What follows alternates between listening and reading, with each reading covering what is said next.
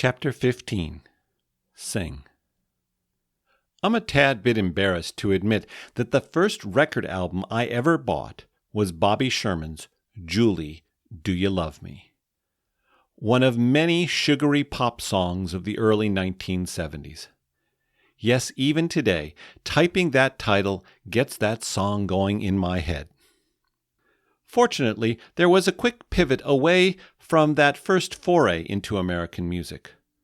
A year later, I immersed myself in the music that was key to the Southern California of my childhood. Upon learning of my interest in music, my mother went to a local record store to inquire what she should buy her 14-year-old son for his birthday. She walked out with 3 audio cassette recordings, wrapped them in colorful paper, and placed them at the kitchen table where I found them on my birthday that spring. I'd never heard of Crosby, Stills and Nash, Led Zeppelin, or Carole King. In retrospect, it was an odd collection, but it inspired a voracious appetite for all things musical. Throughout the 1970s, I frequented the record stores, music clubs, and concert halls around Los Angeles. Later in college, I developed the embryonic radio station KRCL-FM into a significant player among Southern California college radio stations. As the emerging punk and new wave music scene emerged, we were there to usher in a revival of bands such as The Police, Heart, and The Clash. A little-known Irish boy band named U2 first got airplay on that station. Every teenager needs a tribe or a subculture to belong to. My world was music. I never played an instrument, as I was told at an early age I couldn't sing. The adult condemnation stuck and was later reinforced when I hopped onto a friend's drum kit only to be told, "Jim, you got no rhythm." But that didn't matter. Music allowed me to enter another world. The combination of sounds and lyrics were the contemporary psalms that gave meaning to my teenage angst. Bruce Springsteen introduced me to poetry. Bob Marley kindled the call for justice, and Joni Mitchell brought the subconscious to life. Music is sacred, whether we listen to it, sing it, or create it.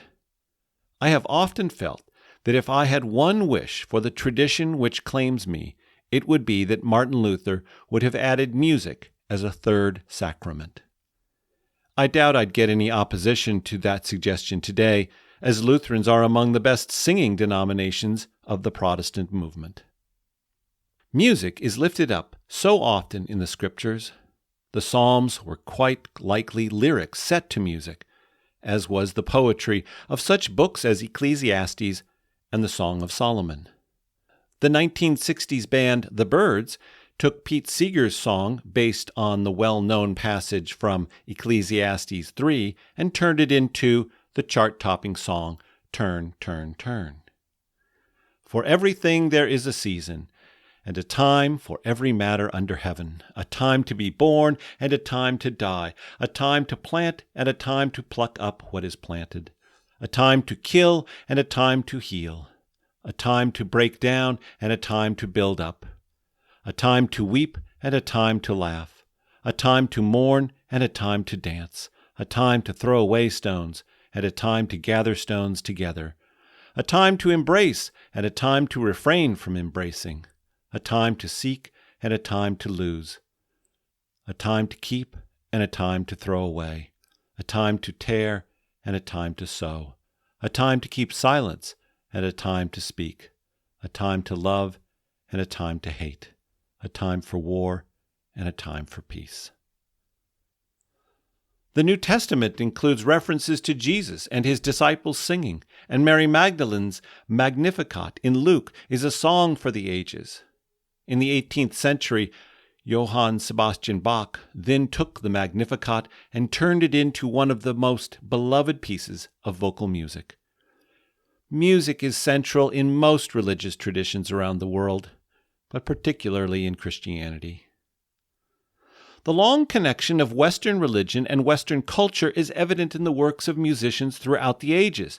The rich legacy and contribution of the African American community to jazz, blues, and gospel music forms the foundation for much of today's rock, hip-hop, and country music. With this great variety of music, one has to wonder if we can even make a distinction between sacred music and secular music. The singer-songwriter Linford Detweiler of the Ohio-based band Over the Rhine recently commented on the sacredness of song. This reminds me of something Wendell Berry wrote. There are no unsacred places. There are only sacred places and desecrated places. At its core, songwriting is a sacred act. Music has huge potential to heal and soothe. No human community can be healthy without culture, without a means to tell our stories together, to make pictures and hear each other's music. During a particularly difficult, dark time in my own life, I asked my mother what she did when the valley of the shadow grew too deep, when she felt like throwing in the towel, falling down, giving up. She didn't hesitate 1 second.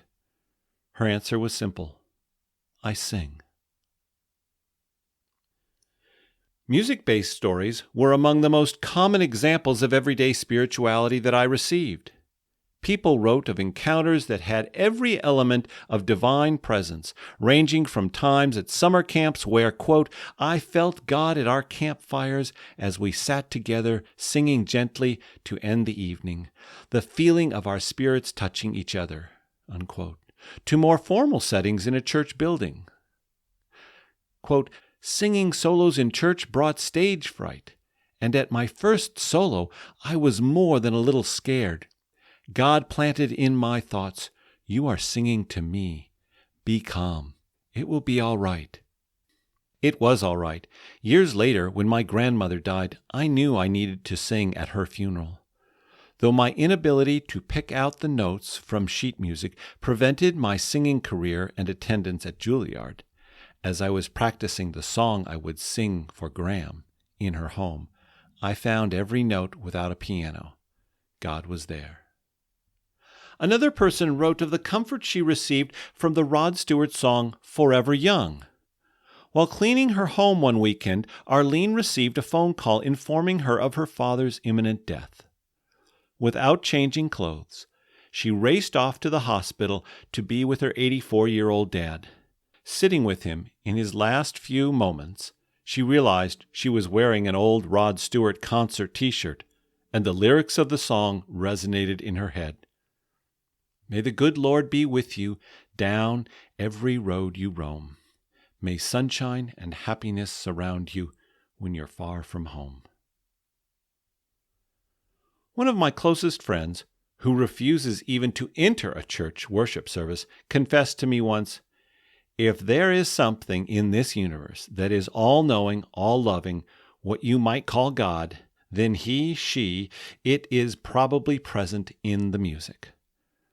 Because it seems like music, its tonal quality and its rhythms, are the one truly universal language. Music connects people in ways nothing else, and I mean nothing else does. If there is a God, I think she's probably more likely a black gospel singer than an old man in white robes. In the introduction to this book, I explained that one of my motivations for writing this book was an attempt to challenge the prevailing myth that spirituality is lacking in our culture, and in particular our congregations. I wonder if all the instruments that attempt to measure passionate spirituality or vitality are deficient because they don't measure music as an expression of everyday spirituality.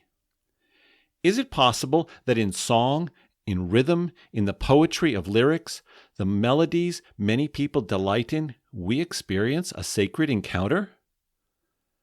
This can be true for the teenager listening to screaming guitar on his earbuds, the church member singing boldly while the organist accompanies, or the trombone player performing a solo with her jazz band.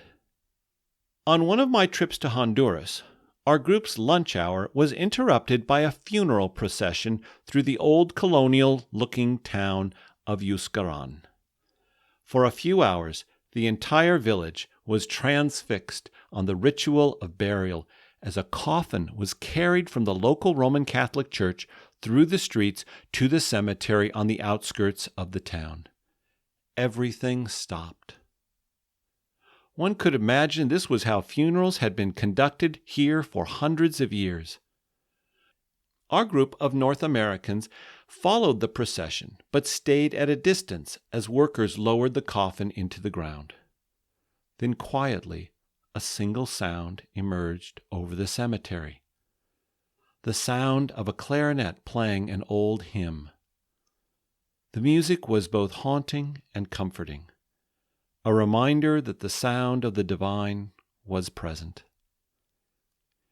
Music helps us cope with life's unexplainable moments. It gives voice to things we cannot express, emotions too conflicted to comprehend. Music is divine. In many ways, all music is soul music. Whether in the shower, in your car, or on stage, let's sing it out loud.